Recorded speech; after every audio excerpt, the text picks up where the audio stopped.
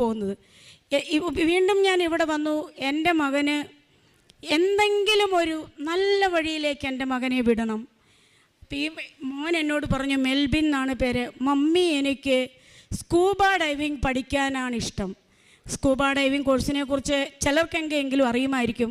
ആഴക്കടലിൽ ഓക്സിജനൊക്കെ വെച്ച് പോയി മുങ്ങൽ വിദഗ്ധനെന്ന് വേണമെങ്കിൽ പറയാം.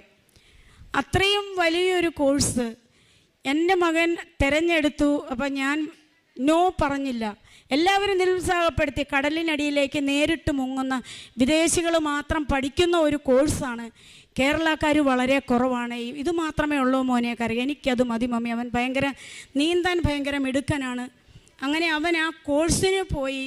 ഇൻഡിപെൻഡൻസ് ഡേയുടെ അന്ന് ഇന്ത്യ ഗവർണറുടെ കയ്യിൽ നിന്ന് അവൻ ഡയറക്റ്റ് 40 മീറ്റർ അച്ചീവിന് ഒരു അവാർഡ് വാങ്ങി. ആ മകൻ 40,000 രൂപ സാലറിയിൽ ഡൈവ് മാസ്റ്ററായിട്ട് കർണാടക